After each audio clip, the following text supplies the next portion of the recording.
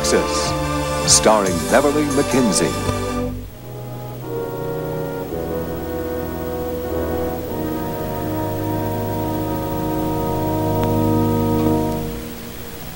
So just for the record, I was right.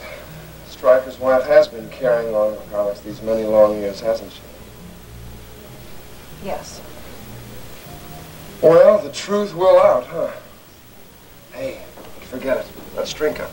We're supposed to be celebrating. Promise me you'll get Billy Joe to keep quiet about this, please. Sure. Hey, I don't want to embarrass anybody. Good. Because when Mrs. Spellman went back to her husband after being separated nearly 20 years, that was the end of things with she and Alex. Don't you see? It would just be senseless to drag it all out now. It would only hurt a lot of people for no reason. Okay, then? The affair is over. Please make sure it stays that way. I said oh.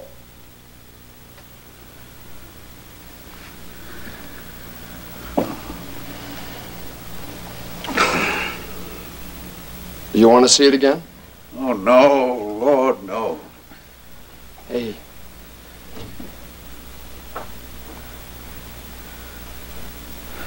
Stryker, I'm sorry.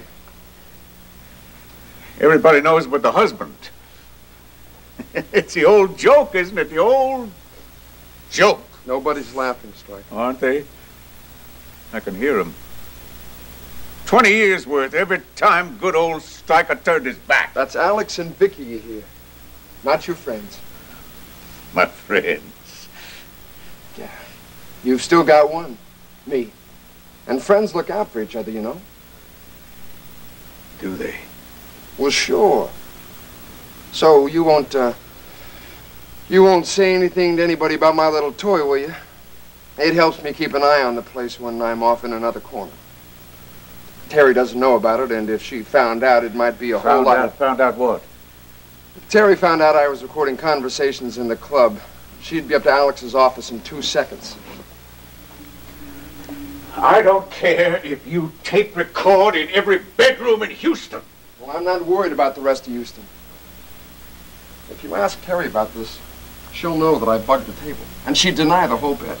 You know, she'd do anything for King Alex, even lie for him. Lie for him. I wonder how often Vicky lied for Alex. I wonder how often she went from her office to his bedroom. Then you won't say anything? Oh, who would listen? Who would listen to Alex's court jester, his fool? That's where you got it wrong, Stryker. The fool is the one who ends up on his face. The king is the guy who laughs last.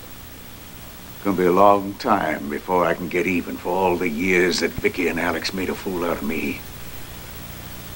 Rena tried to tell me. Why didn't I listen?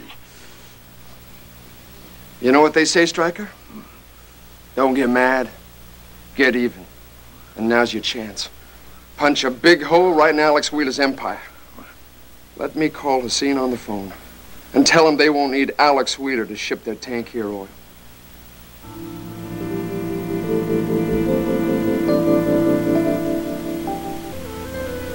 You mean to say Justin Marshall came into your bedroom, stuck a rifle in your gut, and you're gonna let him get away with it?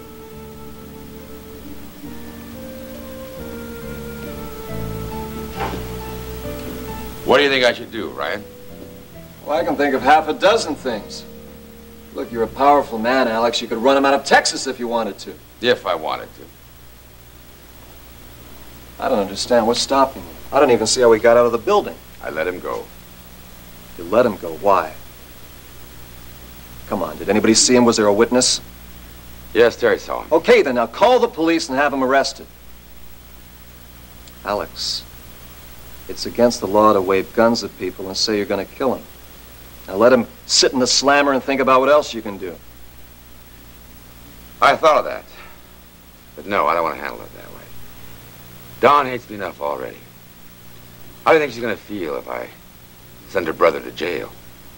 Come on, is it really that important what she thinks? Yes, it is. Iris is determined that Dennis and I become close. That'll never happen if Dawn can't see that I have nothing against the Marshall family. Alex, I know that pleasing Iris means everything to you, but Justin threatened to kill you, don't you understand? He threatened me because he loved his father. I understand. I only wish I had a son that loved me so much. Well, how about a nephew who loves you like a father? Even if he does insist on going his own way, huh? I'd say that that man was a very lucky one, indeed. Well, I'd say the luck runs the other way as well. Now, look, I like having an uncle. I'm not going to stand aside and see you cut down. I've got Sheikh Zady's death on my conscience. That's enough. Zadie wasn't forewarned. I have been. If Justin wanted me dead, I'd be dead. Now, I want you to stay out of this, Ryan. No way. You promise me that you won't do anything rash. Oh, whatever I do, it won't be rash. Well, I guess I'll have to contend with that. Thank you, Ryan. I'm not afraid of Justin, and I'm not afraid of dying. You saw that. But what troubles me is what other way he'll find to make good his threat to take Iris. Take my life.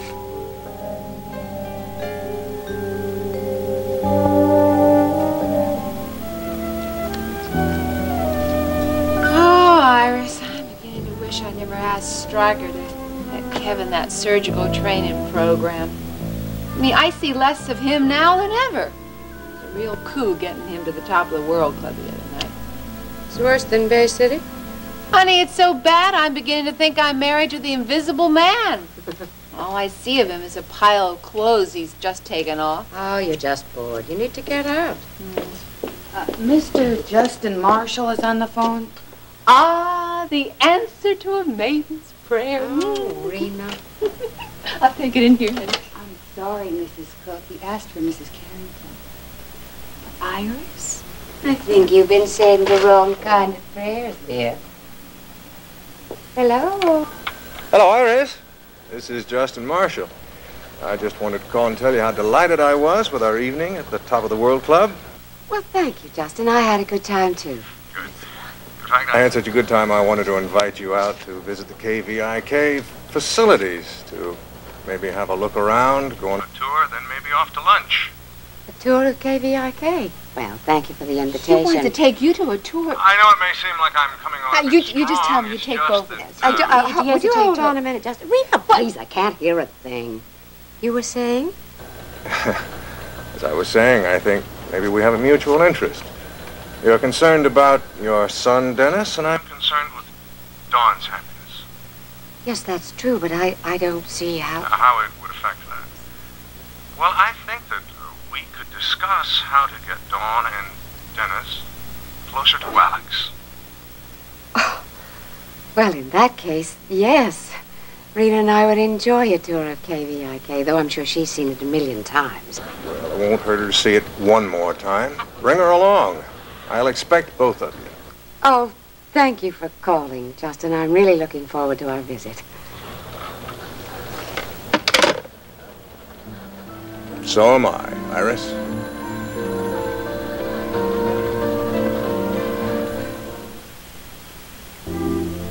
Well, now, so you've made yourself another conquest, Iris. Another conquest? Oh, you know what I mean. I mean, it's not enough for you to bring the #1 bachelor in Houston to his knees, but now your charms have to work on Justin, too. Rena, that's absurd. The only absurd part is all these men throwing themselves at your feet. Oh, sounds like the green-eyed monster to me. Well, of course, I'm a little jealous. I mean, after all, Justin is my old boyfriend. Aren't you forgetting that you're married? Oh, yeah, I guess you could call it a marriage. Rena, you can't put old boyfriends in cold storage and then just pull them out again whenever your marriage seems a little dull. Why not? Seems like a good idea to me. Oh, you know better. It just doesn't work that way. You've got the whole thing wrong, anyway. Justin and I simply have a common interest. Alex Wheeler. Oh, now, wait a minute, honey. You don't think that that's what Justin is after? Iris, he's trying to get at Alex. Through you. Justin isn't trying to get at anyone. Honey, don't tell me you swallowed all that guff at the top of the World Club. Justin hates Alex. Oh, come now. If he hated Alex, why would he persuade Dawn to sell him the River Oaks house? Well, I don't know, but whatever his reasons, they were his reasons. I mean, Justin did not become a world-class racing driver by giving way to anyone. Now, if he gave Alex the advantage, it's only to set him up for later on. Set him up for what? I think you are totally misjudging Justin's character. You're right. I haven't gone far enough. Do you know what Justin kept from Mike's estate? No, I don't. But I assume it was something special, something that would always remind him of his father. You hit it right on the head, honey. The gun that Mike used to kill himself.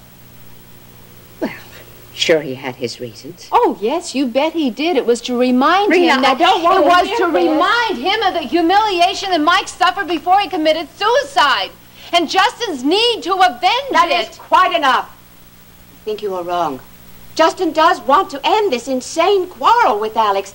I'm sure he realizes it's only hurt everyone involved. Now, he has offered to help me make Dennis and Dawn see reason, and that's all there is to it. Sure. I'm going to change before I go to KVIK. And if you are coming with me, I suggest you get ready now. All right, honey. It's your funeral. Or maybe Alex's.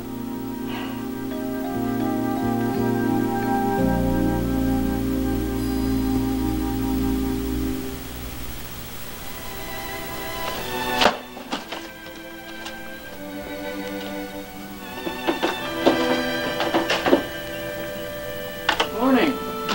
Good morning. I missed you, you know. Every time I put my arms out, all I got was a handful of pillow. Well, I missed you too. But you know I wouldn't have left you if there weren't things I just had to do. Oh, yeah? That better be all you had to take care of. It was. But Dennis, I did something last night that I'm almost ashamed of. Oh, you did you? With whom? With nobody. Oh, yeah? Well, you tell me who this nobody is, and I'll strap on my 6-gun and I'll go reason with the varmint. It's really happening, all right. What's really happening? You're turning into a Texan right before my eyes. I can't think of a nicer place to turn into anything. Now, you tell me who this nobody is, ma'am. Wasn't anything like that.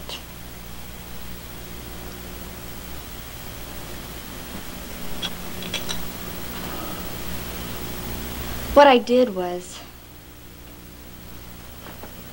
I signed the agreement to sell Daddy's house to Alex Wheeler.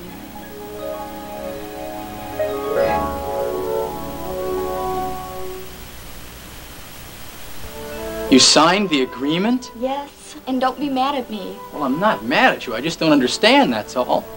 I mean, how could you sell Mike's house to Alex Wheeler? How could you do that? I mean, after the last time we saw Alex Wheeler, I thought you'd rather burn the house down. I would. Wait a minute. Now I really don't understand this at all. What made you sign if you still feel that way? It was what Justin promised. Well, what was that?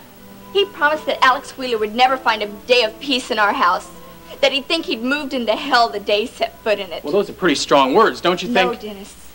They're not just words. Not to Justin. And at first I was glad when I heard them. Oh, come on. You don't really think that Justin I would... don't think, Dennis. I know. If Justin says something, he means it. In racing, if anybody got in his way, he'd just push them to the wall. If somebody got hurt, well, he just figured that's what they had coming to them. And you think it's Alex Wheeler's turn, is that it? Dennis, I'm afraid that by signing those papers, that I just urged him on. That now he might really do something terrible to Alex Wheeler.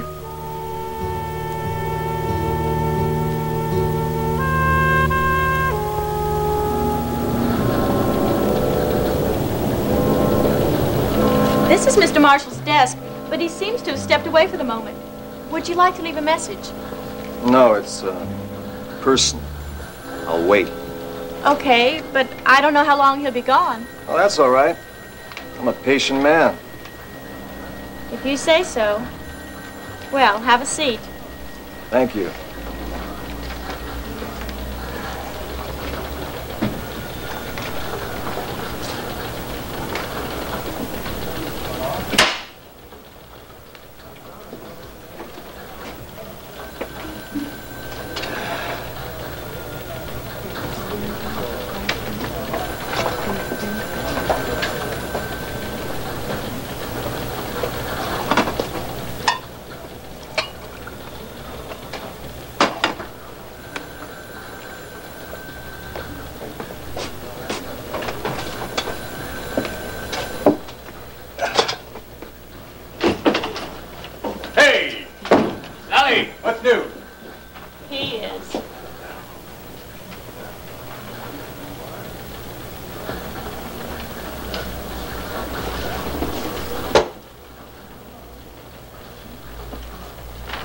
I think it's customary for the guest to be on this side of the desk.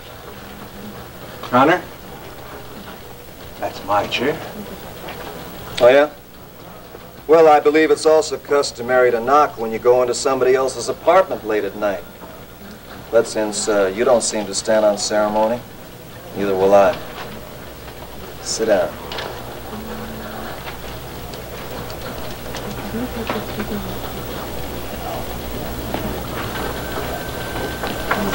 My uncle told me about your little visit last night. Last night? See, where was I? I was in my apartment. Little old lady across the hall. She can save that for when the cops read your rights, but I don't need to hear that. Is that a threat? Come now. Would you know a threat if you heard it?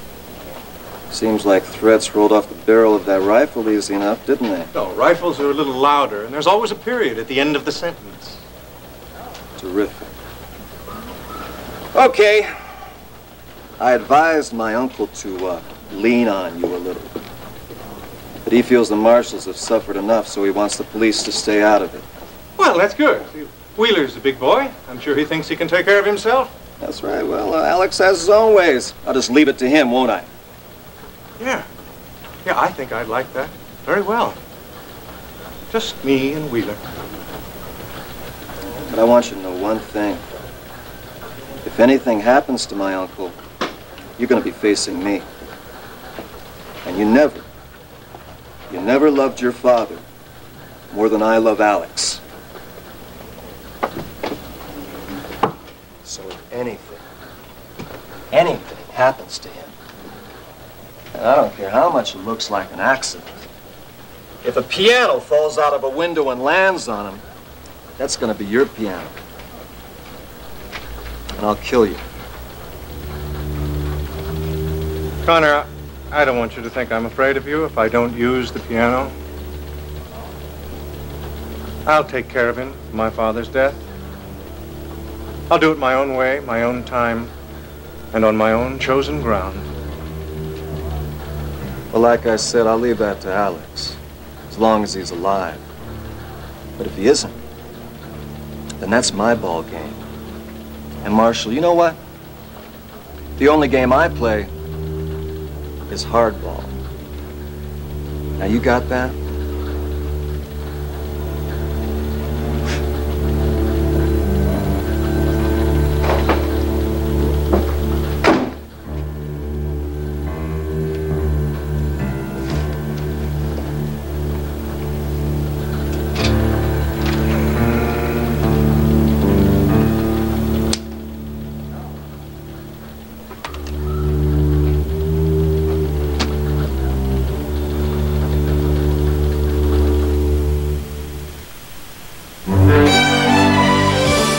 And now, the next part of Texas.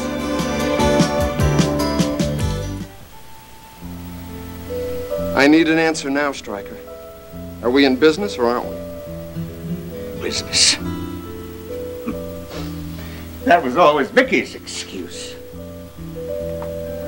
And I didn't see it for all those years. I thought I'd lost out to a pile of concrete and a transmitter. And all those years it was Alex Wheeler. Yeah. Wheeler can look 50 stories tall sitting on top of all that dough. But we can knock him down a few floors. I wonder what he sees from up there. I wonder if people look like insects just to be stepped on. Wheeler doesn't care about people, just money. And that's where we can hurt him the most. Kick him right in the old oil revenues. Money? But she always had plenty of money. I guess he looked like a bigger man. Maybe it was all that power. Stryker, that's what I'm telling you. We put this deal through and we cut into Alex's power. Give the king of the world something to think about. Now, what do you say? What does a man have to do? I've got to call Colonel Lacine and tell him you're going to throw in with us. Look, Stryker, I know you're hurting, but this is a multi-million-dollar deal. We have got to act fast. Act fast, right. That's it. That's it. I mean, the colonel could be called back to Tangier any day now. He's expecting some big position in the government to open up. Now, if he leaves before we seal this bargain, it's all over but the crying. Now, can I tell him we're ready? I don't know. I guess. Great. That's it. I can't think about these things now, Clipper. See me later. Stryker! Stryker! Damn!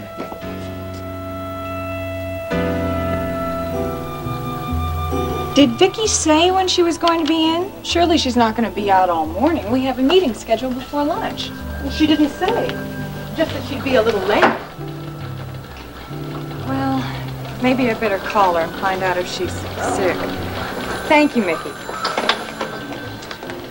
Okay, if I use your phone, Marshall? Why not? You want my chair, too? What are you talking about? Everyone else seems to. Just a little joke. Where is Aunt Vicky? Don't tell me Vicky's losing interest in her empire. No, she isn't. She hasn't been feeling well. That's all. Oh, that's too bad. Could lead to a new empress, couldn't it? If I were you, I wouldn't be so anxious for a new boss, considering how you got the job in the first place. Touché. I thought my performance at the Harris County stock car races wiped that right out of your mind. Oh, it almost wiped you out, period. But I don't forget that easily. I know. I don't either. And I'm a patient man. I can usually wait as long as I have to get what I want.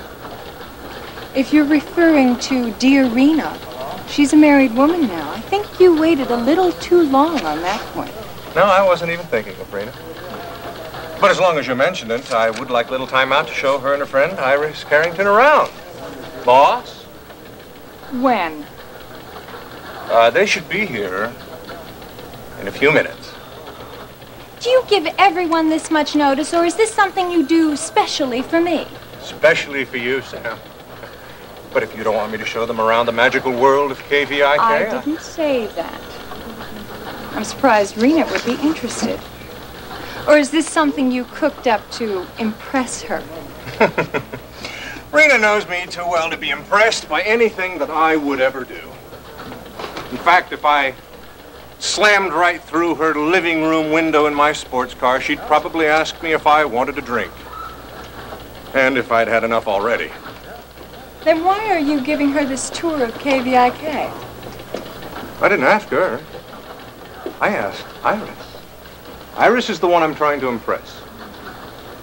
Marshall, good heavens, do you try to seduce every woman you meet? Sam, you've got sex on the brain.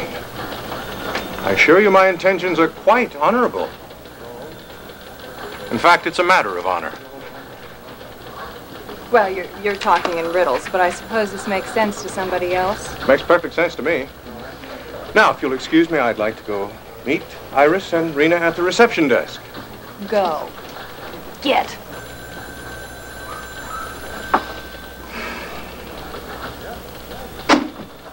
Hey, that costs money.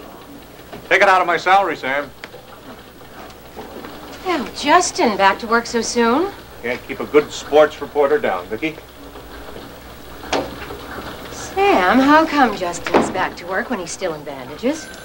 Oh, Superman claims he can take on a new assignment with his hands tied behind his back.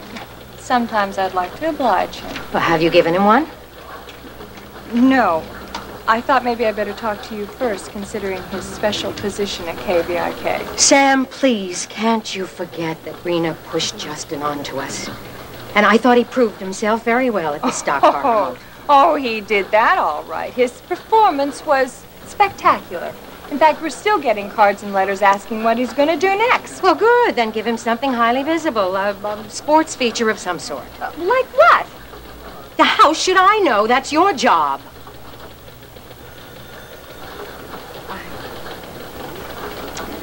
I'm very sorry, Sam. Please forgive me. I guess I'm just a little edgy this morning. Maybe it's because you mentioned Rena. Well, then I'm afraid the rest of your day's down the drain. Rena and her friend Iris are here. Justin's giving them a tour.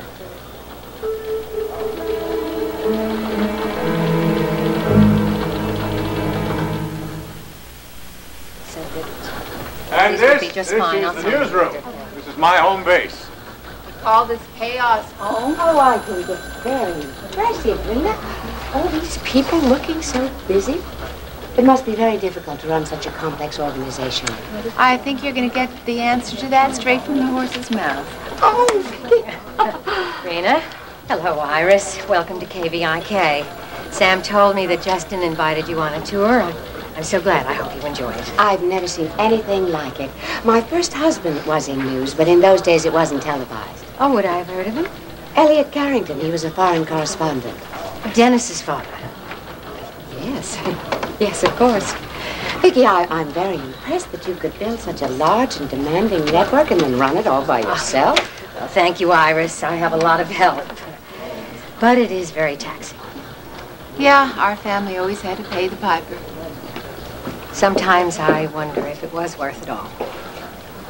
Justin, you must show Rena and Iris our new helicopters and mobile units. That's the next stop. They're our new babies, and we want everyone to admire them. Well, don't expect me to ooh and ah over a bunch of machines.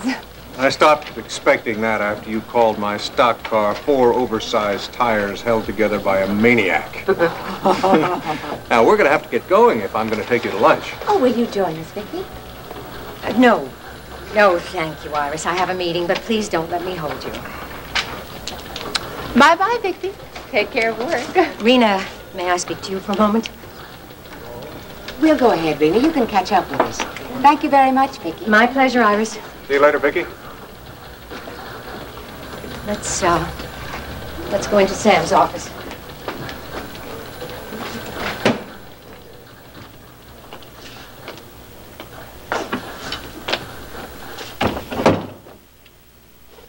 Well, what is it, Vicky?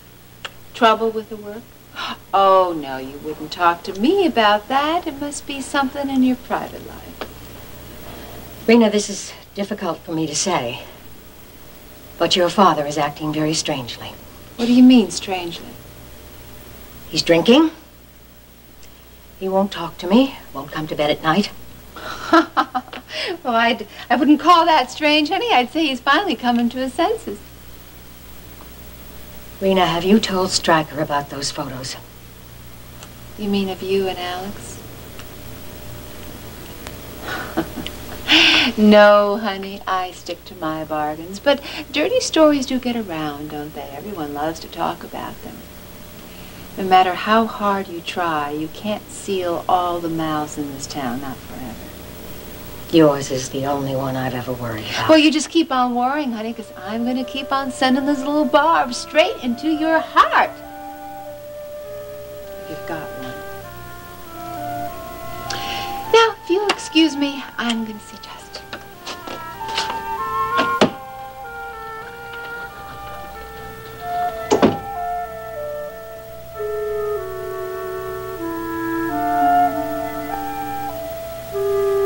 Wow! I mean, I heard that Alex Wheeler was rich as King Tut, but this yacht, well, Ryan, it's fabulous. Well, Uncle Alex is of the old school about wealth. He feels it's there to be enjoyed. I bet he enjoys it. It's so warm, and I'm very impressed. But, as they say, money doesn't buy happiness. No, but I'd sure rather be unhappy in better surroundings. But you're right. Solid gold walls can't shut out the world's problems completely now, can they? Well, at least Alex doesn't have any problems with the Marshalls. He doesn't. No. We've all agreed to sell Mike's house, haven't we? I'm afraid peace just isn't going to come that easy, Jenny. Why? What happened? You're really concerned, aren't you? Of course I am. I really think that Alex is trying to help the family. And he's your uncle, so that makes him sort of special. Even if some of the Marshalls see him as the man responsible for Mike's death? Oh, Ryan, you know, Kate and I don't put any stock in those stories. I know, Jenny. But your brother-in-law does. Justin?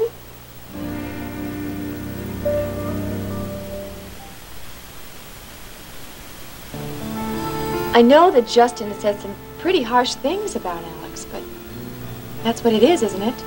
Just words? It was, until last night. Last night? Yeah. Justin broke into Alex's suite in the World Building. Now, he had a rifle, the one Mike used to kill himself with.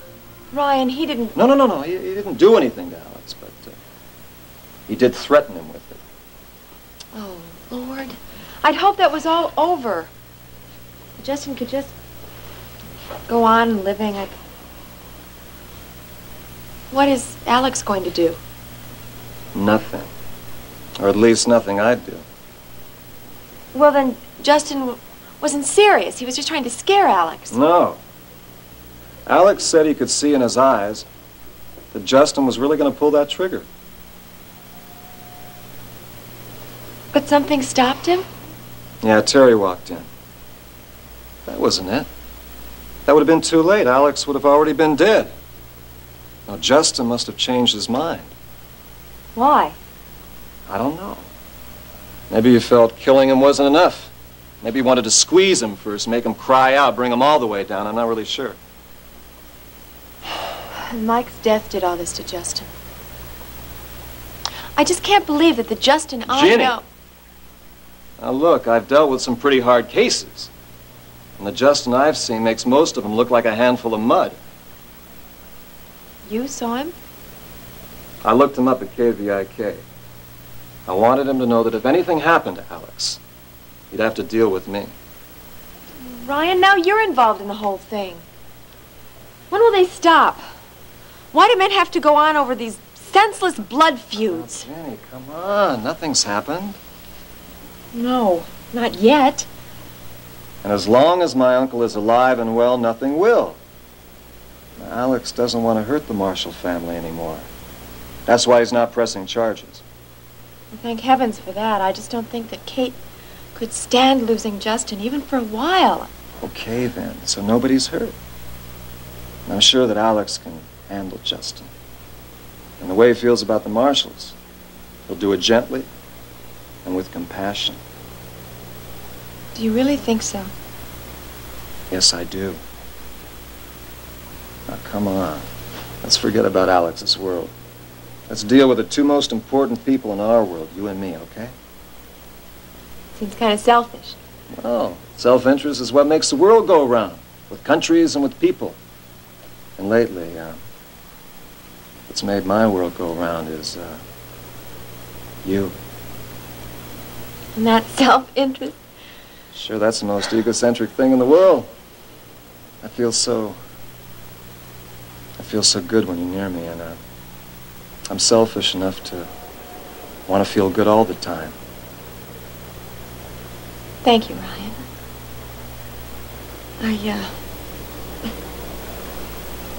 I feel the same way being with you. So what could be more perfect? Two people who complete each other in a separate little world on the water. And right now, you know what? Nobody else exists. No.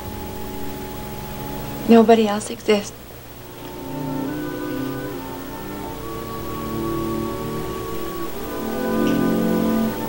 I'm so glad you called me.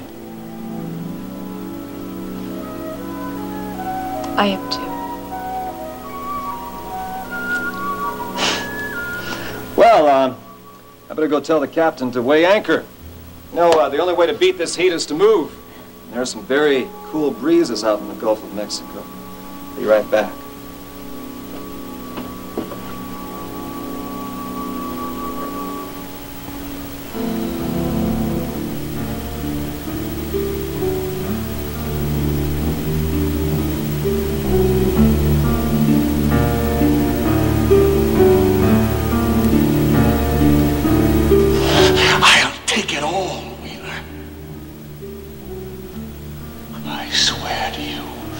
Watch me. Watch me, Wheeler. Everything you care about, I'll destroy for you. Your reputation, your business, your money, even Iris Carrington.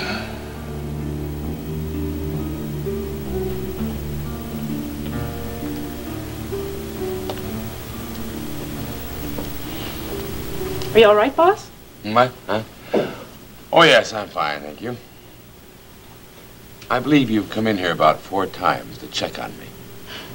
5, actually. Sorry. I'm turning into a real pest, aren't I? No. I think I'd describe you as a mother hen clucking around her chicks. You afraid I'll disappear on you? After last night, I'm not sure what's going to happen. Oh, Terry.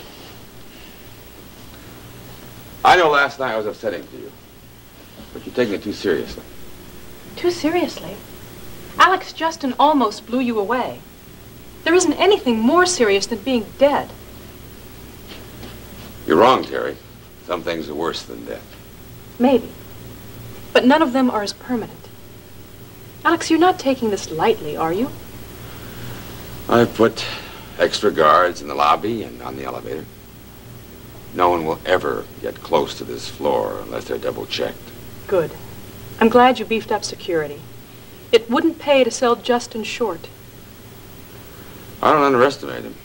Not after last night. That look. Yeah. It's scary, isn't it, what happens to Justin's eyes when he really comes down on you? I've only seen it a couple of times, but that was enough. Well, I've been in tight corners before. I know you have, Alex, but you've never been up against anyone like Justin. Once he gets something in his head, everything else just goes right out of it. He's obsessed. People say the same thing about me. Yeah, you're a match for him. But don't let your guard down. Not even for a second, or Justin will be right under it. Thanks for the warning, Terry. I won't. Now, you won't vanish if I step out of the office for a little while. No, of course not. I won't. Where are you going? Well, Ricky gets out of the hospital today, and I'm going to pick him up. Help him get through all those release forms. He's on the mend? Yeah. He's as strong as a young ox. Terry, did Ricky's insurance cover his expenses at the hospital? Some of them. But you know how expensive hospitals are now, Alex. I'm afraid Ricky has a pretty good-sized debt to pay off. We may be able to find a way to help Ricky and help me, too. Oh? What did you have in mind? Ricky was the first person who warned me about Justin. I need someone who knows him. I don't want security involved in a shootout. Oh, and you think Ricky could act Ricky as... could head Justin off without harming him, and Justin wouldn't do anything to Ricky. He may just be the buffer we need. You know, I hadn't thought about that. But you're right. When Ricky gets back on his feet, bring him over, Terry. I think I may be able to find a job for him.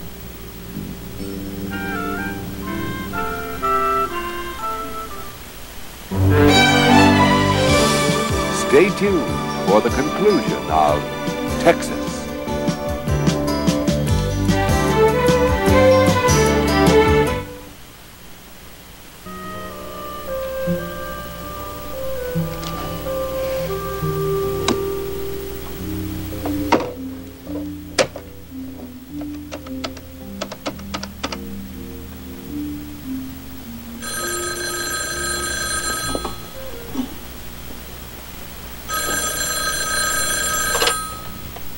Cook residence.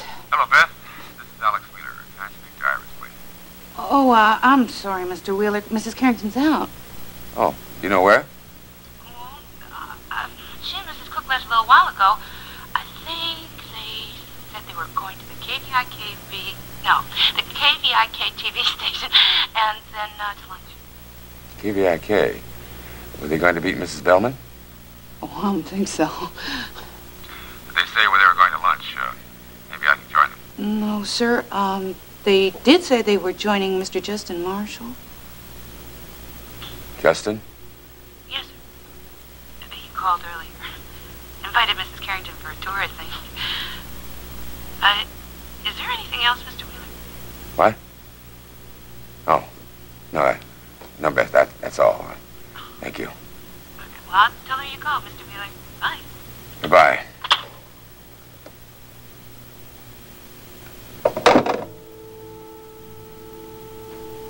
Iris with Justin. Then it started.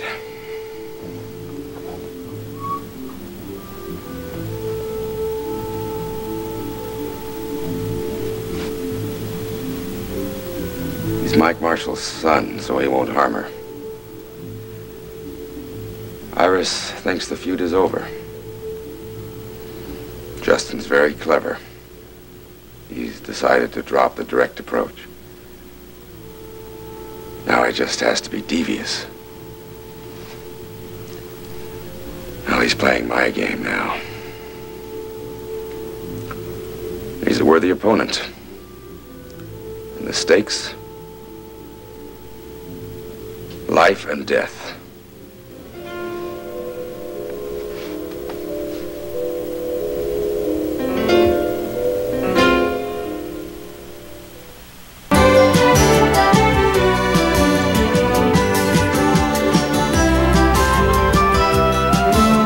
Join us each weekday at this time for the continuing story of Texas.